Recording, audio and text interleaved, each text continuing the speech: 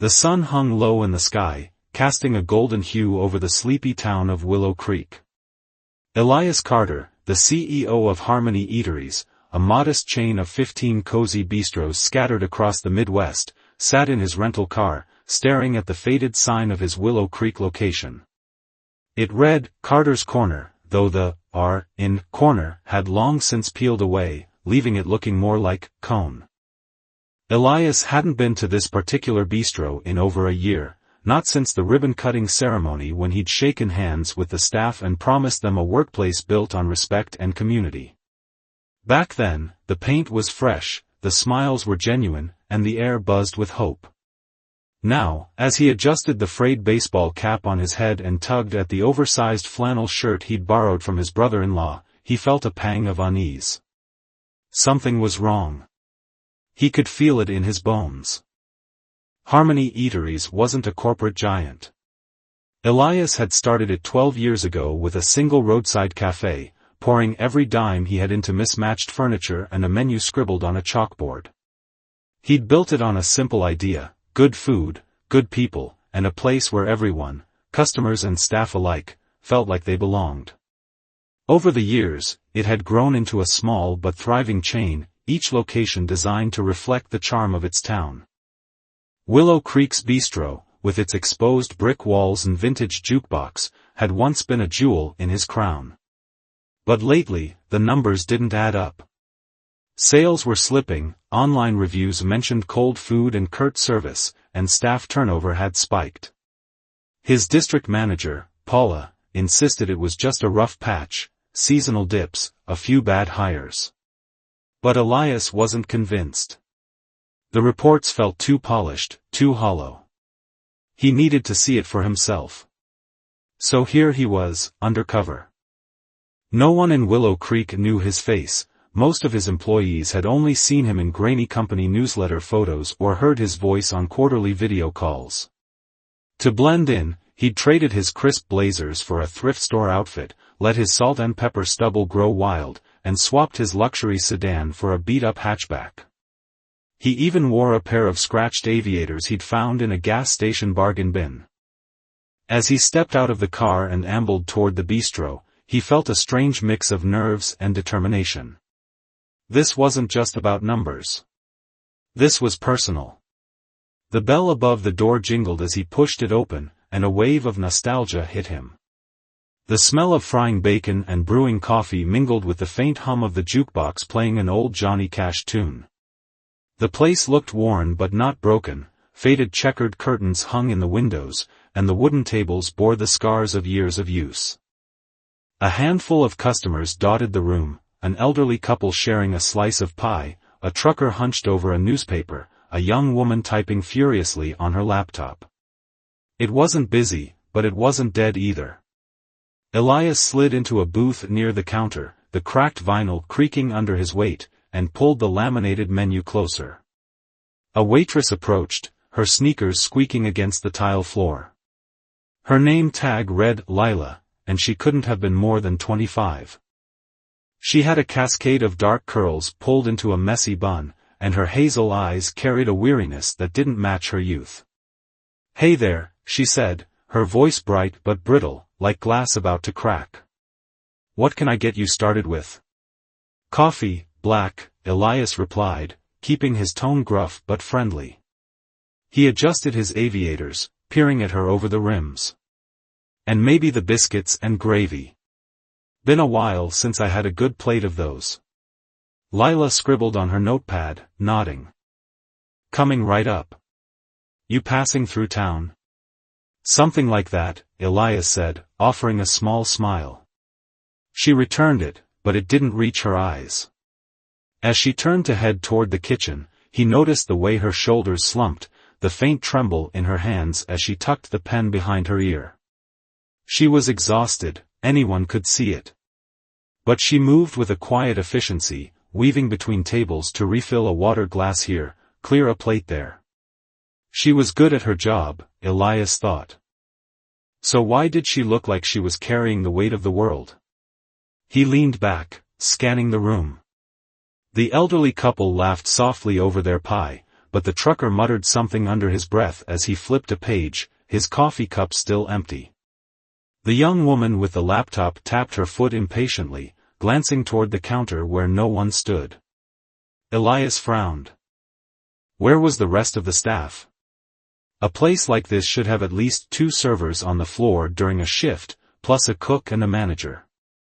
He'd written the staffing guidelines himself. When Lila returned with his coffee, steam curling from the chipped mug, Elias decided to test the waters.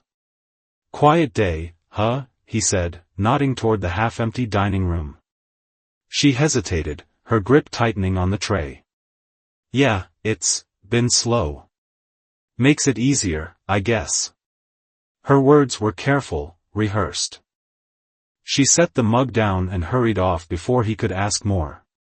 Elias sipped the coffee, strong, just how he liked it, and watched her disappear through the swinging kitchen doors. That's when he heard it. A muffled sound, sharp and fleeting, like a hiccup caught in someone's throat. It came from the kitchen, barely audible over the clatter of pots and the low drone of the jukebox. Elias tilted his head, straining to listen. There it was again, louder this time, unmistakable. Someone was crying. He set the mug down, his pulse quickening. The sound tugged at him, a thread of unease unraveling the calm he'd tried to maintain. He glanced around, no one else seemed to notice. The elderly couple was still lost in their conversation, the trucker engrossed in his paper. But Elias couldn't ignore it. He slid out of the booth, leaving his coffee untouched, and edged toward the counter, pretending to study the dessert case. Through the small window between the dining room and kitchen, he caught a glimpse of Lila. She stood near the stove, her back to him, one hand pressed to her mouth as her shoulders shook. A man in a grease-stained apron, broad-shouldered, with a buzz cut and a scowl, loomed over her, his voice low but biting. "You think I've got time for this, Lila? Pull it together or clock out. We're not running a daycare here." Elias's stomach twisted. The man's tone was venomous, laced with a casual cruelty that made his blood run cold. Lila nodded quickly, wiping her eyes with her sleeve, and turned back to a cutting board where she'd been chopping onions. The man, Elias guessed he was the shift manager, snorted and stormed off toward the walk-in cooler, leaving her alone. She took a shaky breath, picked up the knife, and resumed her work, but her hands trembled so badly she nearly dropped it. Elias clenched his fists, his nails digging into his palms. This wasn't right. He'd built Harmony Eateries to be a haven, not a battleground. He'd hired managers to lead, not to break people. And yet here was Lila, drowning under the weight of a job she clearly cared about, while some bully in an apron tore her down. He wanted to barge in, demand answers, fire the guy on the spot, but he stopped himself. He wasn't Elias Carter, CEO, right now. He was just a guy in a flannel shirt, a stranger passing through. If he revealed himself too soon, he'd lose the chance to see the full picture. Instead, he returned to his booth, his mind racing. When Lila brought his biscuits and gravy a few minutes later, her eyes were red but dry, her smile plastered back on. "Here you go," she said, setting the plate down. "Sorry for the wait." "No trouble at all," Elias replied, softening his voice. "Looks great. You okay? Seemed like things got a little heated back there." Her smile faltered, and for a moment, he thought she might crack. But she shook her head, brushing a stray curl from her face. "Oh, it's nothing. Just a busy day. Enjoy your meal." She hurried off before he could press further. Elias stared at the plate, fluffy biscuits smothered in creamy sausage gravy, a side of crispy hash browns. It was perfect, the kind of comfort food he'd dreamed of serving when he started the company. But it tasted hollow now, overshadowed by what he'd just witnessed. He ate slowly, watching Lila move through her routine. She checked on every table, her voice steady despite the strain in her eyes. She even stopped to chat with the elderly couple, laughing at something the old man said. She was resilient, Elias realized. But resilience could only carry someone so far before they broke. As he finished his meal, the kitchen doors swung open again, and the manager strode out, barking orders at a lanky teenage busboy who'd just arrived. "Table 6 needs clearing, Derek, move it." "And where the hell's the dishwasher?" "We're drowning back here." The kid flinched, scrambling to grab a tub for dirty plates. The trucker looked up from his paper, annoyed, and the young woman with the laptop sighed loudly. The atmosphere shifted, tension rippling through the room like a stone dropped in still water. Elias pulled a crumpled 10 from his pocket and tucked it under his plate, then stood, adjusting his cap. He couldn't fix this today, not yet. But he wasn't leaving Willow Creek until he understood exactly what had gone wrong in his bistro. And he sure as hell wasn't going to let it stay this way. As he pushed open the door, the bell jingling behind him, he made a silent promise, to Lila, to the staff, to himself. He'd be back tomorrow. And when he was, things were going to change. The next morning, Elias Carter woke before dawn in the cramped motel room he'd rented on the edge of Willow Creek. The mattress sagged beneath him, and the faint hum of the neon sign outside buzzed like a restless insect. He rubbed his eyes, the weight of yesterday's discovery pressing against his chest. Lila's trembling hands, the manager's venomous words, the quiet despair woven into the fabric of Carter's corner, it all lingered like a bitter aftertaste. He couldn't shake it. This wasn't just a staffing issue or a dip in sales. Something had rotted at the heart of his bistro, and he needed to dig deeper. He showered quickly, the lukewarm water doing little to shake the chill in his bones, and pulled on the same flannel shirt and jeans from the day before. The disguise felt less like a costume now and more like a shield, a way to move unseen among the people he'd failed. He grabbed a small notebook from his duffel bag, a habit from his early days when he'd sketched out menus and floor plans on napkins, and tucked it into his pocket. Today, he wasn't just observing. He was hunting for answers. By the time he reached Carter's corner, the sky had softened to a pale gray, and the parking lot held only a scattering of cars, a delivery truck, a rusty pickup, and a dented sedan he guessed belonged to an early shift worker. The bistro's lights glowed faintly through the fogged-up windows, and the smell of fresh dough wafted out as he pushed the door open. The bell jingled, a sound that now felt more like a warning than a welcome. Lila was already there, wiping down the counter with a rag that looked as worn as she did. She glanced up, her eyes widening slightly in recognition before she masked it with a polite nod. "Back again," she said, her tone light but guarded. "You must really like the coffee." "It's not bad," Elias replied, sliding onto a stool at the counter. "Figured I'd try the pancakes today. Heard they're a house specialty." "They are," she said, scribbling his order.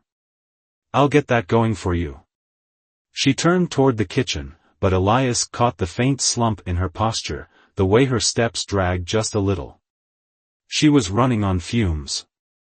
The morning shift was quieter than the lunch rush he'd seen yesterday, giving him a clearer view of the bistro's rhythm. A new face emerged from the kitchen, a wiry young man with a mop of sandy hair and a nervous energy, carrying a tray of freshly baked rolls. His apron was tied sloppily, and he moved with the awkward grace of someone still finding their footing. Elias pegged him as a recent hire, maybe the dishwasher the manager had yelled about yesterday. The kid set the rolls in a basket near the counter and darted back to the kitchen without a word. Elias sipped his coffee, watching Lila interact with the handful of customers trickling in, a construction worker in a neon vest, a woman with a toddler in tow, an older man with a crossword puzzle. She greeted each one with a smile, her voice steady despite the shadows under her eyes. But when the kitchen doors swung open and the manager, Buzz Cut, as Elias had started calling him in his head, strode out, her demeanor shifted. Her shoulders tensed, her movements quickened, like a deer sensing a predator. Buzz Cut didn't notice Elias at first. He was too busy barking at the sandy-haired kid, who'd reappeared with a stack of clean plates. "Toby, I told you to prep the onions first, not play maid with the dishes. We've got orders coming in." His voice was a sledgehammer, loud enough to make the construction worker glance up from his eggs. Toby flinched, nearly dropping the plates. "Sorry, Greg, I just thought." "Don't think," Greg snapped, cutting him off. "Do what I tell you. We're short-handed, and I'm not picking up your slack." He turned away, muttering something under his breath, and disappeared back into the kitchen. Toby stood there for a moment, red-faced, before shuffling off with the plates. Elias's grip tightened on his mug. Greg. So that was Buzz Cut's name. He jotted it down in his notebook, along with a quick sketch of the scene, Greg looming, Toby shrinking, Lila watching from the corner of her eye. The bistro felt like a pressure cooker, and Greg was the one turning up the heat. When Lila brought his pancakes, golden, fluffy, drizzled with maple syrup, she lingered for a second longer than necessary. "Everything okay?" she asked, her voice low, like she was testing the waters. "Food's great," Elias said, meeting her gaze. "But I'm starting to wonder about the folks running this place. Seems like a lot of stress for a quiet morning." Her eyes flickered with something, fear, maybe, or recognition, before she shut it down. "It's just how it gets sometimes," she said, brushing it off. "We manage." She started to turn away, but Elias leaned forward, lowering his voice. "Doesn't look like managing to me," he said gently. "Looks like surviving." Lila froze, her hand hovering over an empty sugar dispenser. For a moment, he thought she might open up, but the kitchen doors banged open again, and Greg's voice cut through the air. "Lila. Table 3's waiting on their check, quit chatting and move it." She flinched, her face flushing, and hurried off without another word. Elias watched her go, his jaw tightening. He stabbed a fork into his pancakes, but his appetite was gone. He ate anyway, forcing himself to stay calm, to keep playing the part. But every shout from Greg, every flinch from Toby or Lila, chipped away at his restraint. Midway through his meal, the bell jingled again, and a woman in a sharp blazer strode in. She carried a clipboard and a no-nonsense air, Paula, the district manager. Elias's stomach sank. He hadn't told her he'd be here, hadn't wanted her to know. If she recognized him, the whole plan would unravel. He tugged his cap lower and hunched over his plate, pretending to study the crossword puzzle the old man had left behind. Paula didn't glance his way. She made a beeline for the counter, where Lila greeted her with a tight smile. "Morning, Paula. Coffee?" "Make it quick," Paula said, her tone clipped. "I'm here to check on things." "Greg around?" "In the back," Lila replied, pouring the coffee. "He's busy." Paula nodded, sipping the coffee as she flipped through her clipboard. Elias strained to listen, catching snippets of her muttering, something about inventory numbers and a staffing report. She didn't seem fazed by the tension in the air, the way Lila's hands shook as she poured, or the muffled crash from the kitchen followed by Greg's booming voice. "Toby, you idiot, watch what you're doing." Elias scribbled more notes, Paula's presence, Greg's temper, the staff's exhaustion. He needed evidence, something concrete to take back to his board. But more than that, he needed to understand how deep this went. Was Greg the problem, or was he a symptom of something bigger? And why hadn't Paula stepped in? As the morning wore on, the bistro picked up pace. A small breakfast rush brought in a dozen more customers, and Lila darted between tables, juggling orders with a grace that belied her fatigue. Toby emerged again, this time bussing tables, his movements frantic as Greg's shadow loomed from the kitchen window. Paula stayed at the counter, tapping away at her phone, occasionally barking questions at Lila about sales totals or supply orders. She never once asked how Lila was holding up, never noticed the way Toby jumped every time Greg's voice rang out. Elias finished his pancakes, leaving a generous tip under his plate, and stood to stretch. He wandered toward the jukebox, pretending to browse the song list while keeping an eye on the room. That's when he heard it again, the same muffled sob from yesterday, softer this time, but unmistakable. It came from behind the counter, where Lila had ducked down to grab something from a low shelf. Her back was to him, but he could see her shoulders shaking, her hand pressed to her mouth to stifle the sound. He took a step closer, his heart pounding. "Hey," he said softly, keeping his voice low so Paula wouldn't hear. "You sure you're okay?" Lila straightened up fast, wiping her face with her sleeve. "I'm fine," she whispered, her voice cracking. "Just allergies. It's nothing." But her eyes were glassy, and the lie hung heavy between them. Before Elias could respond, Greg burst through the kitchen doors, his face red. "Lila, what's the holdup? Table 5's been waiting 10 minutes. His gaze landed on Elias, and he scowled.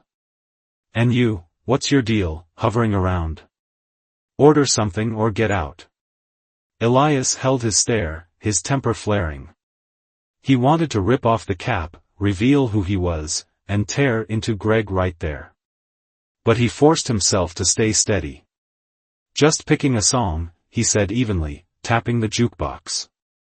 "Relax, man." Greg snorted, turning back to Lila. "Get it together, both of you." He stormed off, leaving a trail of tension in his wake. Lila looked at Elias, her expression a mix of gratitude and dread. "Sorry about him," she muttered. "He's just under a lot of pressure." "Seems like he's not the only one," Elias said, his voice gentle but firm. She didn't reply, just nodded faintly and hurried off to table 5. Elias returned to his stool, his mind racing. He'd seen enough to know Greg was a problem, abrasive, domineering, toxic. But Paula's indifference gnawed at him. She was supposed to oversee this place, keep it aligned with Harmony's values. Instead, she was letting it fester. He pulled out his phone and texted his assistant, "Clara, get me everything on Greg Tanner, shift manager at Willow Creek, and Paula Hensley, district manager. Personnel files, performance reviews, complaints. ASAP." As he slipped the phone back into his pocket, he made a decision. Tomorrow, he wasn't just coming back to watch. He was coming back to act. This bistro, his bistro, was broken, but it wasn't beyond saving. And he'd be damned if he let it fall apart on his watch. The sky over Willow Creek was heavy with clouds when Elias Carter pulled into the parking lot of Carter's Corner for the third day in a row. A restless energy thrummed through him, fueled by the sleepless night he'd spent poring over the files Clara had sent. Greg Tanner's record was a patchwork of red flags: 2 years at the bistro, a string of verbal warnings for interpersonal conflicts, and a suspiciously vague note about a customer complaint that had been resolved internally. Paula Hensley's file was cleaner but no less troubling: glowing performance reviews from her first few years, followed by a sharp decline in site visits and staff feedback over the past 18 months. She'd gone from hands-on to hands-off, leaving places like Willow Creek to fend for themselves. Elias had stared at the documents until the words blurred, his frustration boiling into resolve. Today wasn't about gathering more evidence. Today was about taking a stand. He stepped out of the car, the gravel crunching under his boots, and adjusted his cap. The flannel shirt felt heavier now, soaked with the weight of what he'd seen and what he knew he had to do. The bell jingled as he entered, and the familiar smells of coffee and bacon greeted him. But the air felt different, thicker, charged with an unspoken tension. The breakfast crowd was sparse, just a few regulars nursing their mugs, but the bistro hummed with a quiet chaos. Lila was behind the counter, her movements mechanical as she refilled sugar dispensers. Toby darted between tables, clearing plates with a frantic edge, his eyes darting toward the kitchen every few seconds. And there was Greg, his voice booming through the swinging doors like a storm rolling in. "Lila, where's the damn ticket for table 2? You're slowing us down again." Greg's broad frame filled the doorway, his apron stained with grease and his face twisted in a scowl. Lila flinched, her hand slipping on the sugar jar, spilling granules across the counter. "It's coming, Greg, I just need a second," she said, her voice small but steady. She grabbed a rag to clean the mess, but Greg stormed over, slamming a fist on the counter. "A second? We don't have seconds. You're supposed to be on top of this." His words were a whip, sharp and cutting. The elderly man with the crossword puzzle looked up, frowning, and the woman with the toddler pulled her child closer. Toby froze mid-step, clutching a tub of dirty dishes, his face paling. Elias's blood roared in his ears. He'd planned to ease into this, to observe a little longer before making his move, but Greg's tirade snapped something inside him. He slid off his stool, his notebook forgotten, and stepped toward the counter. "Hey," he said, his voice low but firm, cutting through the din. "Back off. She's doing her job." Greg whirled on him, his eyes narrowing. "Who the hell are you to tell me anything? This ain't your business, pal." "It's about to be," Elias said, his tone icy. He reached into his pocket, pulled out his wallet, and flipped it open to reveal his Harmony Eatery's ID. The room seemed to hold its breath as he locked eyes with Greg. "I'm Elias Carter. I own this place. And I've seen enough of your bullshit to last a lifetime." The silence that followed was deafening. Lila's rag slipped from her hand, landing in the spilled sugar. Toby's mouth fell open, the tub wobbling in his grip. Even the customers paused, forks hovering over their plates. Greg's face drained of color, then flushed red, his bravado crumbling under Elias's steady gaze.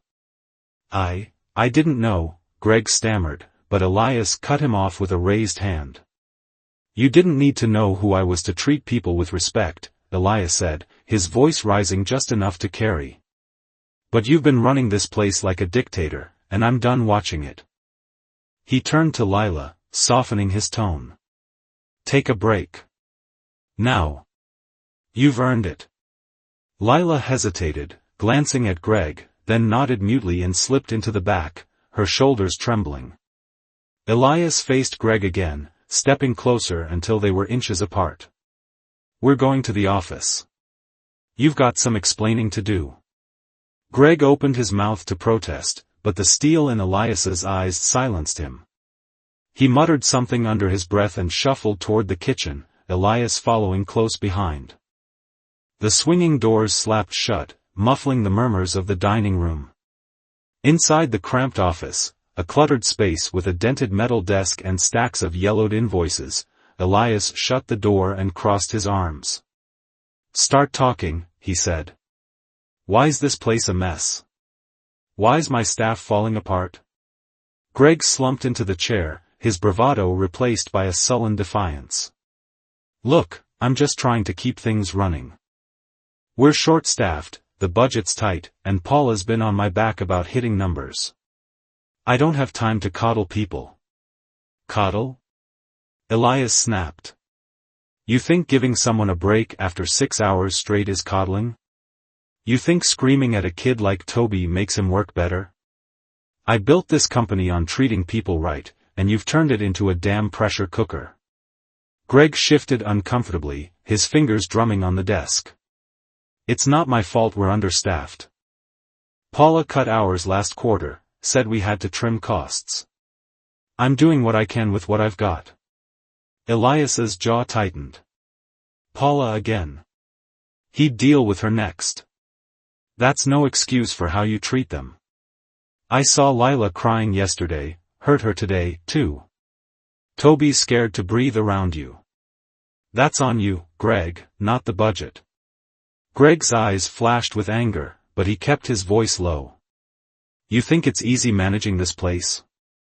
People call out, customers complain, and I'm the one who takes the heat. I've kept this bistro afloat for 2 years. Afloat? Elias interrupted, leaning forward. Sales are down, turnovers through the roof, and the only reason anyone's still here is because they're too stubborn or too desperate to quit. You're not managing, you're bullying. He pulled out his phone, scrolling to the complaints Clara had dug up. 3 staff filed reports about you last year. One said you threw a spatula at them. Paula marked it, resolved. Care to explain that? Greg's face went slack, his bravado evaporating. That was a misunderstanding. I didn't mean. Save it, Elias said, pocketing the phone. You're done here. Pack your things and go. I'll have HR sort out the rest. Greg stared at him, stunned. You can't just. I can, Elias said, his voice cold. And I am. Get out. Greg's mouth worked silently for a moment before he stood, grabbing his jacket from a hook. He shot Elias a venomous look but said nothing as he stormed out, slamming the door behind him. The sound echoed through the kitchen, where Toby stood wide-eyed, a knife still in his hand from chopping peppers. Elias took a deep breath, steadying himself, then stepped back into the kitchen. Toby looked at him like he'd just witnessed a miracle. You're the boss? He asked, his voice barely above a whisper. Yeah, Elias said, managing a small smile. Sorry it took me this long to show up. Where's Lila? Toby pointed toward the break room, a tiny closet with a folding chair and a flickering light. Elias found her there, sitting with her head in her hands, a crumpled tissue clutched in her fist. She looked up as he knocked softly on the frame, her eyes red but dry. You okay? He asked, crouching to her level. She nodded, then shook her head. I didn't know who you were. I'm sorry for falling apart out there. Don't apologize, Elias said firmly. You've been holding this place together, and I didn't see it until now. Greg's gone. He won't bother you anymore. Lila's breath hitched, a flicker of relief crossing her face. Gone? Like, fired?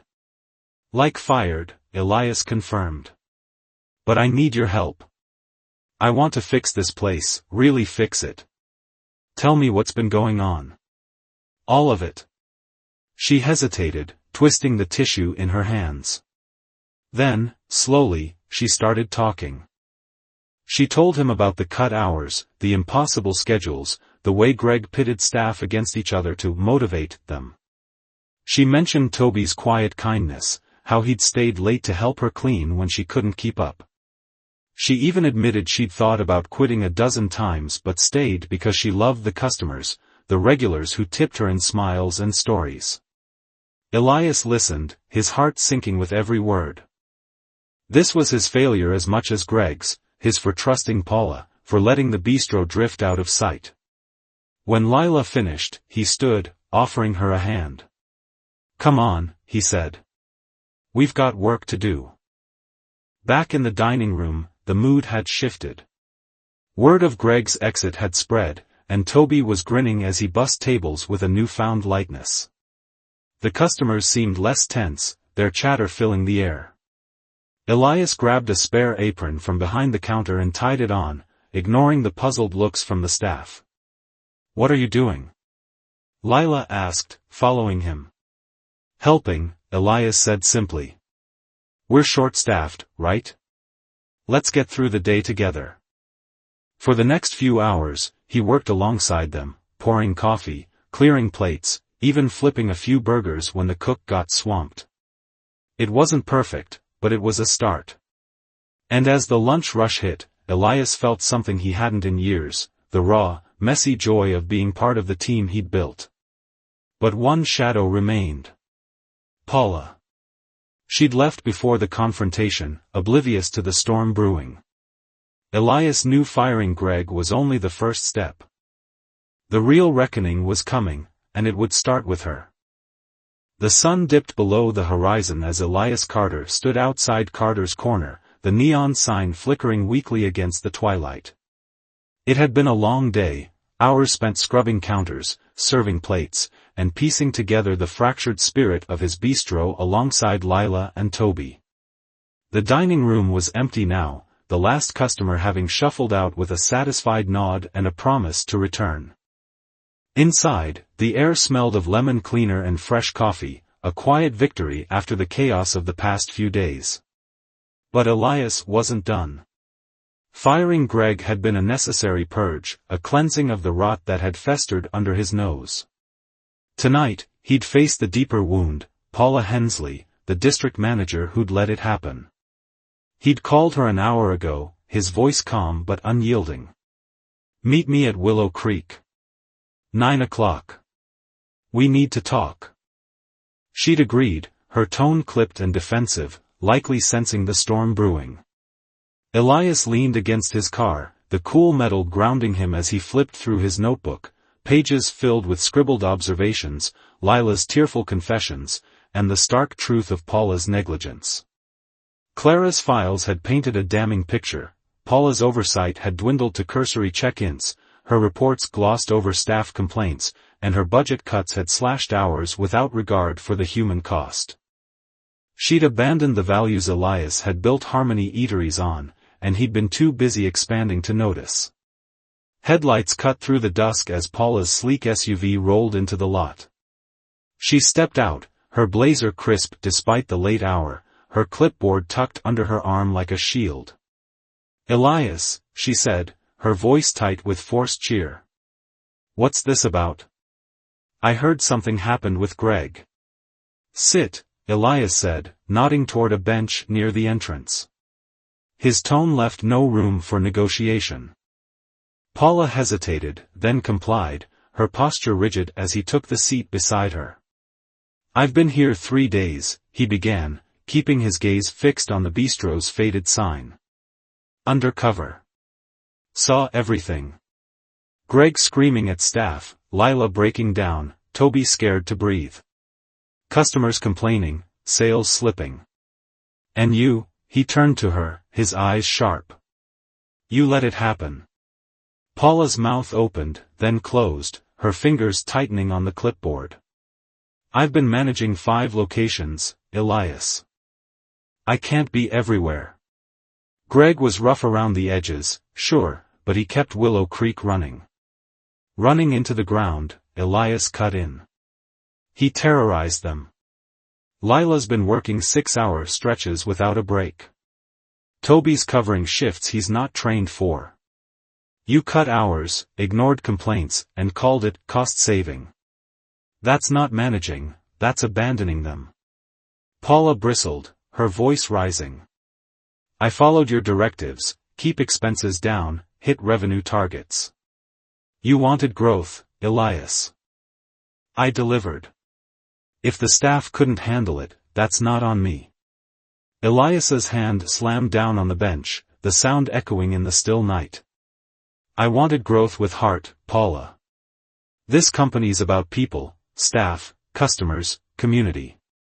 You forgot that. Or you stopped caring." He pulled out his phone, scrolling to a staff complaint from 6 months ago, a cook who'd quit after Greg berated her in front of customers. "You marked this, handled. What did you do? Tell her to toughen up?" Paula's face flushed, but she didn't answer. Elias pressed on. "I fired Greg today. Walked in as a nobody and saw what you wouldn't. This place was a powder keg, and you handed him the match." She stared at him, her defiance cracking. "What are you saying, Elias? You're blaming me for Greg?" "I'm blaming you for not doing your job," he said, his voice steady but fierce. "You're out, Paula. I'll have HR process it tomorrow. Clean out your office." Her eyes widened, a flicker of panic breaking through her composure. "Elias, I've been with you 8 years. And you had 8 years to keep this place alive, not choke it," he replied. "I trusted you, and you let me down. Let them down." He nodded toward the bistro, where Lila and Toby's silhouettes moved faintly behind the glass. Paula stood abruptly, her clipboard clattering to the ground. You'll regret this. You think you can micromanage every location yourself? Good luck. She stormed to her car, the engine roaring as she peeled out of the lot. Elias watched her go, his chest tight but resolute. She wasn't wrong, running Harmony Eateries without a district manager would be hell. But he'd rather shoulder that burden than let another Paula erode what he'd built. He picked up her clipboard, flipping through it, charts and numbers, no soul.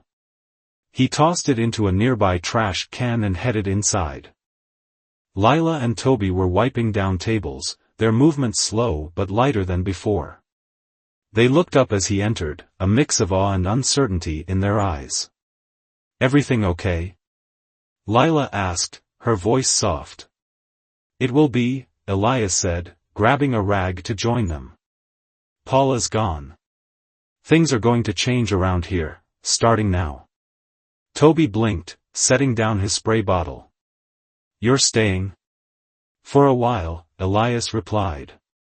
Till we get this place back on its feet. But I need you both with me. You know this bistro better than anyone. What do we fix first? Lila hesitated, then spoke, her voice gaining strength. More staff. We can't keep up like this. And the schedule, it's a mess. People burn out because they don't know when they're working till the last minute. Done, Elias said, jotting it in his notebook. Toby? Toby shifted, scratching his neck. The kitchen's falling apart. The grill's half broke, and we're low on supplies, 'cause deliveries keep getting delayed. Makes it hard to cook fast. Got it, Elias said. New equipment, better suppliers. What else? They talked for an hour, about fixing the jukebox, repainting the walls, bringing back the community nights Elias had started years ago with live music and potlucks.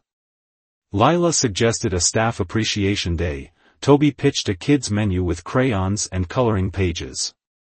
Their ideas flowed, tentative at first, then bold, as if they'd been waiting for someone to listen. Elias wrote it all down, his heart swelling with a pride he hadn't felt in years. The next morning, he was back before dawn, this time in a clean polo with the Harmony logo, not as a disguise, but as himself. He posted a help-wanted sign in the window, called suppliers to rush new equipment, and drafted a schedule with Lila's input, ensuring breaks and fair shifts. By noon, 2 new hires, a cheerful college student and a retired cook looking for part-time work, were shadowing Toby in the kitchen. The grill sputtered but held, and the smell of sizzling patties filled the air. Customers noticed the shift. The elderly couple returned, commenting on the new energy. The trucker tipped double, gruffly muttering, "Service ain't half bad today." The young woman with the laptop stayed longer, smiling at Lila as she refilled her coffee.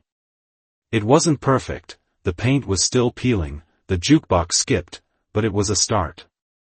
That evening, Elias gathered the staff, Lila, Toby, and the newbies, in the dining room. He stood on a chair, holding a mug of coffee like a toast. "This place is ours," he said, his voice rough with emotion. "Not mine, not some managers, ours. You're the heart of it. I lost sight of that, but I'm here now. We're rebuilding, together." Lila's eyes shimmered, and Toby grinned, clapping awkwardly. The new hires nodded, caught up in the moment. Elias stepped down, handing Lila a set of keys. "You're in charge till we find a new manager. Someone who gets it. Think you can handle it?" She took the keys, her hands steady for the first time in days. "Yeah," she said, a small, real smile breaking through. "I can." Weeks later, Carter's Corner buzzed with life. Fresh paint brightened the walls, the jukebox hummed smoothly, and a chalkboard announced, "Staff Pick Night," with Lila's favorite dish, chicken pot pie, headlining the menu. Sales ticked up, turnover stopped, and the regulars spread the word.